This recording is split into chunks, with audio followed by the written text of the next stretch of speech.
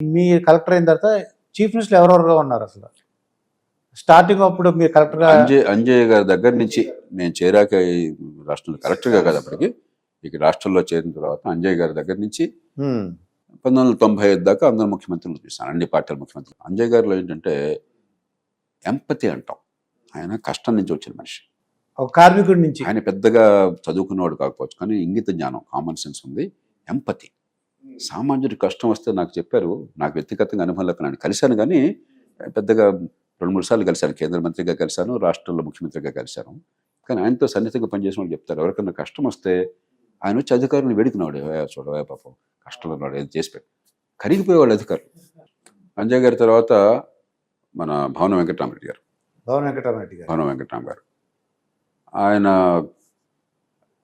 విద్యాశాఖలో పనిచేసేవారు, ఎక్కువ కాలం లేరు, ఒక 6 నెలలు ఉన్నారు. విద్యామంత్రిగా నాకు తెలుసు, నేను కొంచెం పరిచయం ఉంది, కొంచెం సంస్కారి, బాగా చదువుకున్న మనిషి, సంస్కారి, పెద్ద పరిపాలనలో ఎక్కువ కాలం ఉండే అవకాశం అట్లా. తర్వాత విజయభాస్కర్ రెడ్డి గారు, ఆయన 3 నెలలే కానీ పెద్ద మనిషి, గతంలో జిల్లా పరిషత్ అధ్యక్షులుగా చేశారు, స్వతంత్ర పోరాటంలో పాల్గొంటున్నారు, నిజాయితీకి పేరుందని మనిషి, కొన్ని విలువలకు పేరుందని మనిషి. కానీ పాపం ఆయన ఎలక్షన్ రాగానే ఎలక్షన్లు, ఆ హడావిడి, ఆ గందరగోళంలో విజయభాస్కర్ రెడ్డి గారి తర్వాత ఎన్టీ రామారావు గారు వచ్చారు, తెలుగుదేశం పార్టీ వచ్చింది.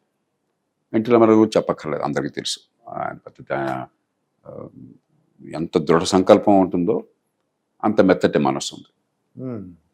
క్రమశిక్షణ, ఆర్థిక క్రమశిక్షణ, పొదుపరితనం, ప్రభుత్వ డబ్బు ₹1 వృధా కాకూడదు, అదే పేదలకు కావాలంటే ఎన్ని వేల కోట్లైనా సరే చేతికి ముక్కులు అన్నట్టుగా ఖర్చు పెట్టడం, అది ఆయన తీరేది. అదే సమయంలో పక్కన సంక్షేమం, దాంతోపాటు అభివృద్ధి. ఇప్పుడు చాలా పథకాలకు ఆయన రూపకల్పన చేశారు. మీరు తెలుగు గంగ చూసినా, వంశధార 2వ ఫేజ్ చూసినా, లేకపోతే శ్రీరామ్ సాగర్ 2వ దశ చూసినా, ఇతర పథకాలు కానీ, రోడ్లు కానీ, విద్య కానీ, ఆరోగ్యం కానీ, కాబట్టి రెంటిని సమతూకంతో పాటించి ఒక క్రమశిక్షణతో ఒక జీవితంలో వ్యక్తిగా పేదరికం నుంచి ఏ రకంగా ఆయన పైకి ఎదిగారో రాష్ట్రంలో కూడా క్రమశిక్షణ, పొదుపరితనము, కష్టపడే తత్వము, ముందు చూపు ఆ రకంగా చేయాలని తప్పనపడ్డ మనిషి ఆయన. ఆయన సంగతి మనకు పూర్తిగా తెలుసు. ఎన్టీ రామారావు గారి తర్వాత మళ్ళీ కాంగ్రెస్ ప్రభుత్వంలో ఈసారి వచ్చింది మనకి 1989లో చెన్నారెడ్డి గారు. చెన్నారెడ్డి గారిని గురించి దూరంగా ఒక రకంగా అనుకునేవాళ్ళం, ఎందుకంటే ఎమర్జెన్సీ కాలంలో 78లో ముఖ్యమంత్రిగా అయిన తర్వాత అప్పుడే బాగా పతనం ప్రారంభమైంది, అవినీతి కానీ మిగతావన్నీ కానీ. అలాగే ఆయన చాలా కోపిష్టి, చాలా దురుసుగా ఉంటారు, కరెక్ట్గా ఉంటారు, ఇలాంటివన్నీ వినేవాళ్ళం. కానీ నేను జిల్లా కలెక్టర్గా ఆయన్ని చూసిన తర్వాత తూర్పుగోదావరి జిల్లాలోనే, ఆ జిల్లాలో ఉండగానే, అంతకుముందే నేను పిసిసి అధ్యక్షుడిగా ఆయన చూశాను. ఒక అద్భుతమైనటువంటి మనిషి ఆయన. ఆయనకు ఒక కోణమే జనానికి తెలుసు, చాలా కులానికి, మతానికి, ప్రాంతానికి అతీతంగా చాలా ఉదాత్తంగా ఎదిగేటువంటి వ్యక్తిత్వము, ఆలోచన ఉన్న మనిషి ఆయన. మరి ఆయన వల్లనే చాలామంది తెలియకపోవచ్చు, కృష్ణా గోదావరి డెల్టాల్లో ఈ డ్రైనేజ్ వ్యవస్థను బాగు చేయడం ఆయన కాలంలో జరిగింది.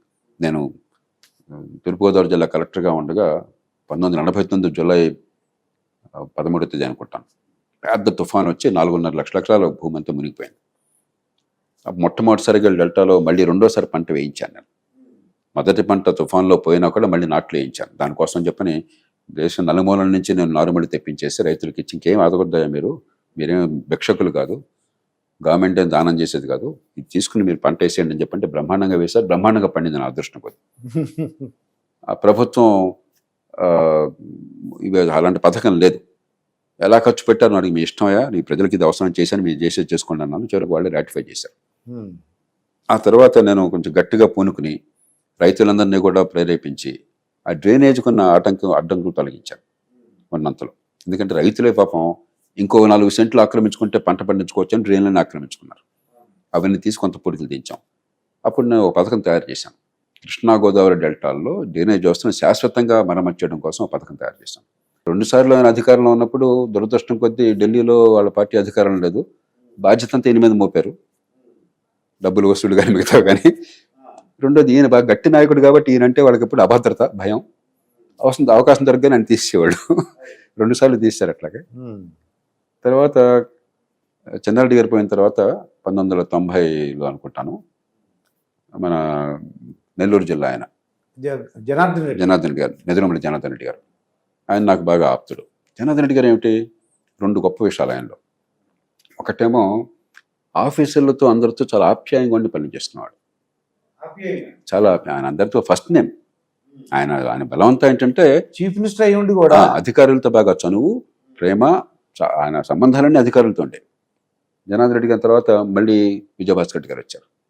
నేను చెప్పాను కదా, గతంలో 3 నెలలే పనిచేశారు, కానీ ఒక స్వతంత్ర పోరాటంలో పోరాడిన మనిషి, కొన్ని విలువలు ఉన్న మనిషి, చాలా అనుభవం ఉన్న మనిషి, పెద్ద మనిషి, రైతు పక్షపాతి. అంచేత ఆయనతో నేను బాగా పనిచేయగలిగాను.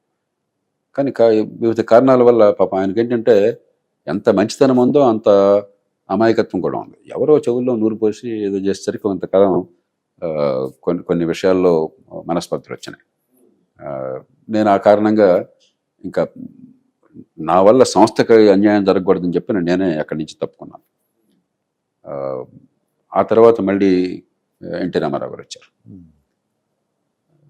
అది నా ఎన్టీ రామారావు గారి తర్వాత మళ్ళీ చంద్రబాబు నాయుడు గారు వచ్చారు. చంద్రబాబు నాయుడు గారి సంగతి మనకు తెలుసు. అభివృద్ధి గట్టిగా ఉండాలని చెప్పిన కోరిక, ఆర్థిక సంస్కరణ విషయంలో గట్టిగా చేసే తత్వం అంటాను. మధ్యలో నేను ముఖ్యమంత్రిగా చూడని మనిషి, నా దృష్టిలో మన తెలుగునాట అతి గొప్ప ముఖ్యమంత్రి జనగా వెంగళరావు గారు. అవునండి, పేరు విన్నాను. నాకు అత్యంత సన్నిహితుడైన వెంగళరావు గారికి నేను చాలా ఆప్తుడిని. వెంగళరావు గారు నన్ను గట్టిగా ప్రోత్సహించి నాతో వాదించి ఎన్టీ రామారావు గారు కార్యదర్శిగా నన్ను కోరారు. ఇప్పుడు వెంగళరావు గారు చాలా గొప్ప మంచి టీచర్లు కూడా చాలా మంచి అతను. మా ఫాదర్ మదర్ టీచర్సే, వాళ్ళు అస్తమని చెప్పారు, జగ వెంగళరావు గారు బాగా చూసారు టీచర్. గొప్ప ముఖ్యమంత్రి. అసలు రాష్ట్ర భవిష్యత్తుని అర్థం చేసుకుని ఇంగిత జ్ఞానంతో పెట్టుబడులను పెంచి మంచి పరిపాలన ఇచ్చి ఒక దిశ నిర్దేశించిన మనిషి. స్థానిక ప్రభుత్వం పెద్ద చదువుకోరు ఆయన స్కూల్ కూడా పూర్తి చేసినట్లేరు. ఒక్కొక్కళ్ళు ఒక తీరు ఉంటుంది. కానీ చాలామంది ఏంటంటే విజ్ఞులైనటువంటి నాయకులు వినదగు నవ్వరు చెప్పిన అదే పూర్వపర నిర్ణయం ఎప్పుడు ఎన్నికైన ప్రభుత్వం అందే. ఎన్టీ రామారావు గారు ఎప్పుడు చెప్పేవారు, మీరేం చెప్పాలో మీరు చెప్పండి, కానీ చివరికి కానీ బాధ్యత మాది. ప్రజలు మమ్మల్ని ఎన్నుకున్నారు, నిర్ణయం మేము చేస్తాం. మరి ఎన్టీ రామారావు గారు అధర్మం ఎప్పుడు చేయరు.